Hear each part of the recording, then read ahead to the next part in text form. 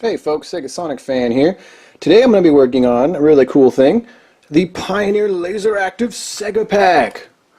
Oh, this is one of the holy grails of 16-bit gaming, and I will show in the other parts of this video what the Laseractive itself looks like, the CLD A100 unit. This is the Sega PAC, spelled P-A-C, because it's cool without a K. I don't know why. But this lets you play Sega CD games, Sega Genesis games, and Mega LD games, which were only made for the Laseractive. These are Sega Genesis Laserdisc games, Mega LD, of course, because it's called the Mega Drive in Japan. And I have not played with one of these in a long time. It's been about 10 years since I had my Laseractive, which I had to sell, sadly. And someone sent me this to do a repair on because somebody has recapped it already, but made a mistake somewhere, and it won't boot the carts. So we'll open it up and take a look at it, show you how to recap your Sega PAC, and hopefully do so with care, because these are not cheap anymore. They weren't that cheap 10 years ago, but they sure haven't gotten any cheaper.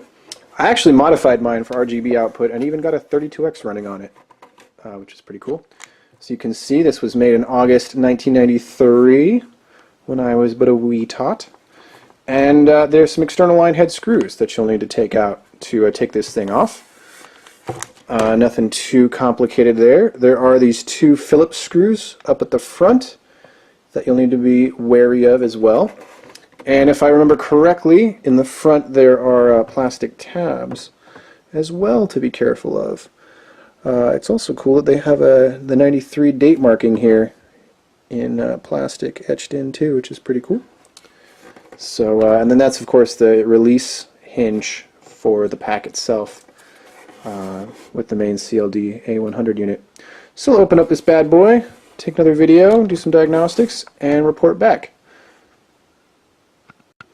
Alright, so we got all the screws out, and actually opening this thing is not too bad once you get the two Phillips screws on the bottom there, and the three external line head screws go into the metal plate, the black metal plate. By the way, make sure you're using the right external line head screw adapters. You can get those off eBay and other places. And this thing just slides off pretty neatly, actually. And we can see it's a very different style cartridge connector there from what is commonly used in the Genesis family, the Mega Drive systems.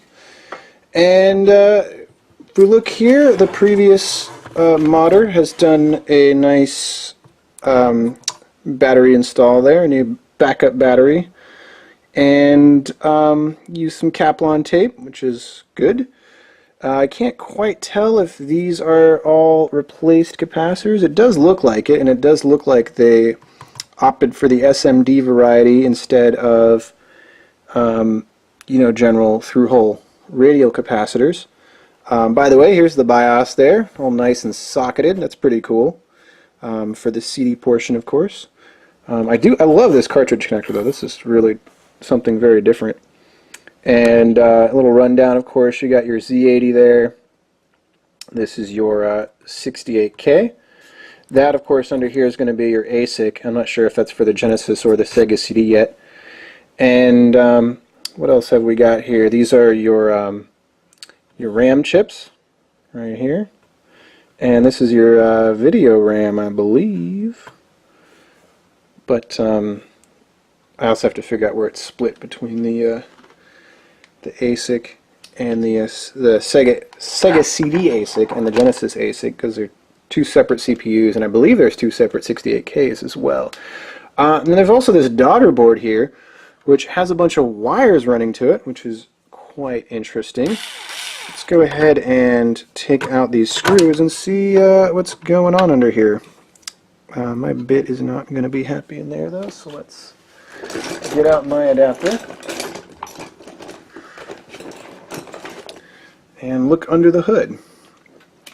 This wiring, I'm quite sure, is going to be stock. I'd be really surprised if the person modding it actually changed any of that. And that's not too uncommon for manufacturers to have little corrections in the course of a system's life for stuff like that. Also, you'll notice this is all nice SMD components.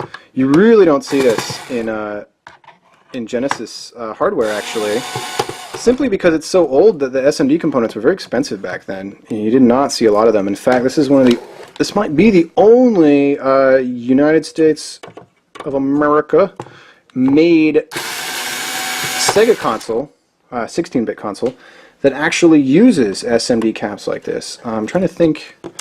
Maybe the Sega Nomad has some too, but as far as a home console, I can't think of one that does. Certainly not the Genesis 1 or 2, or the 3 for that matter. And let's see, so there's actually a connector right here, obviously, and that's unsockets by pulling up like that, like so. And here is your beautiful daughter board, and will you look at that? This is actually modified. Oh, interesting. Very interesting. Be very curious to know how much of this is custom modifications and how much is not. There's a lot going on here. As far as rewiring work being done, and all sorts of weird solder stuff. If we look really closely here, you can see there's some remaining solder on the op amp there. It doesn't look too hot. Over on the LM324, that's a quad op amp. Let's go ahead and I'll point that out.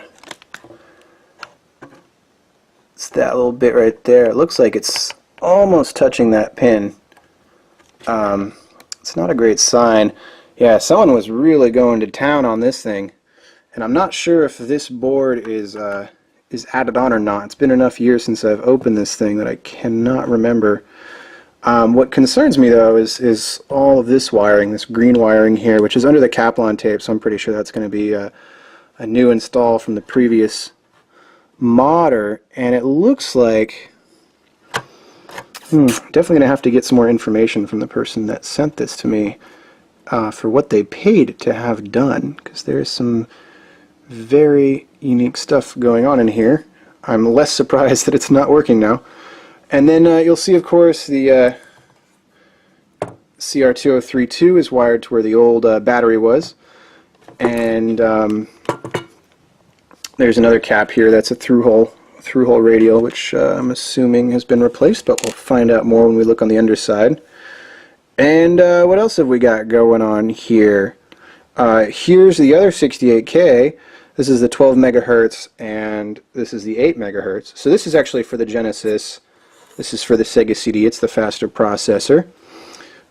Interesting that you actually went with two different manufacturers. This is a Toshiba. This is HD. I'm pretty sure this is for Hitachi. And you got your Fujitsu RAMs there. Your SRAMs, and this is the PCM controller right here, if I remember correctly, the LC8951. It's one of the PCM controllers. And this is going to be more RAM, I believe. These 4 chips. These are used in late model Genesis 2s for video RAM. And if you look at the part number there, but I'm going off of memory here, so obviously I would look these parts up. But if we take a closer look here, part number reads, it's an MOSEL is the brand, and it's MS514256-A, or no, there's no dash, and then it's a dash 80Z. So that does lead me to believe it's 256 kilobytes of RAM. Very exciting. And these 2 large flat chips here, let's kind of move those around and see if we can get a identification on them. It looks like they are blank. They are very blank. And I don't think I saw anything on the other side either. So, oh no, we do have something. Hold the presses. That is small. HM5, let's see, let me get my magnifying glass on these.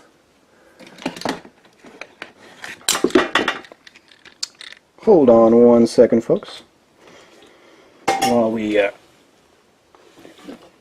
get set up here.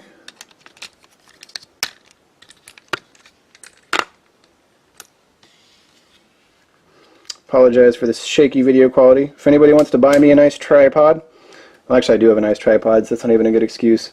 I need one of those like over-the-shoulder ones, so I can do these videos better. HM511664ZP8 is what that appears to say for this guy right here, which is probably identical. Not sure what that is.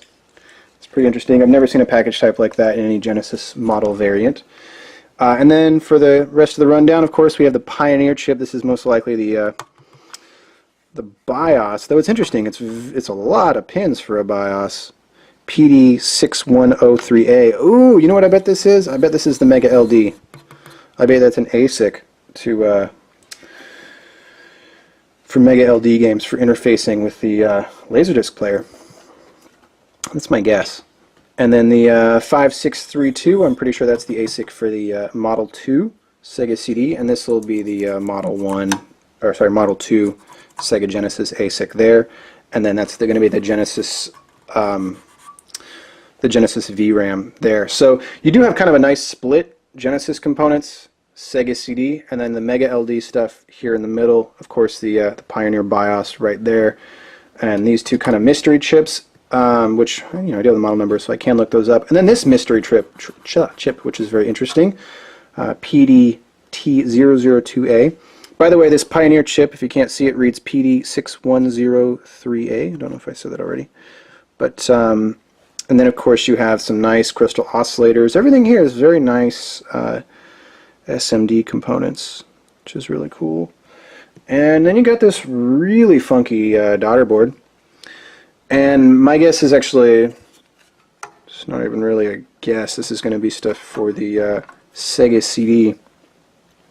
And yes, it is, because you have your LC7881. So this is a lot of the DAC converting going on here, and this is actually, I forget which one of these. So I forget which one of these is actually going to be the PCM, but you can look it up. 31554766A is the Sega one. I'm pretty sure that's the PCM. It's the LC chip. But man, it's been a while. It's been a while. Rusty in my memory, and honestly, I don't need to look this stuff up right now, but filming it for you people, since not a lot of people are taking apart their Laseractives to do this. Oh, this is kind of interesting. Here's a multiplexer chip right here, the 744053. It's kind of cool. So here's kind of some standards, 7.4 series logic. These are your JRC operational amplifiers right here. Those are in everything, I tell you, man. And they're kind of crappy. I like to replace them, but it's not my unit. And of course you have your three LM324 quad amps, which are also kind of shitty. Hate to say it, but it's true, Sega. You didn't put the best analog sound gear in your system, which is why people are making stuff like the Mega Amp to make it better. Then of course you got all your nice SMD components here. These are all 0805 package types, or so it would seem, because that was small back in the day. Of course now we know it's not. And then you got all this crazy wiring going on. So actually I'm kind of thinking this is an add-on board done in the factory, considering the way it's printed out and everything too. It's got your model numbers and stuff, and just the way it's being wired now that I'm taking a more in-depth look at the board. There's a similar board like this in the CDX actually. Tons of models of the CDX have this little breakout board. It's getting power from right here, which means that they'd have to have some knowledge of the regulator it's being used, and you're not going to get that from a lot of DIY hackers. They're going to use the mains VCC voltage from another spot. Not mains. Did I say mains? The VCC voltage, the 5-volt source. You know what I mean, people. So yeah, I'm going to have to look at these wires here. It's the Kaplan tape is what gives those away big time. They also just don't. They're a different gauge of wire as well, completely different type. So I'm going to have to look into that, see what that's all about, and see what's missing here. There's actually a chip that's missing right in the middle here.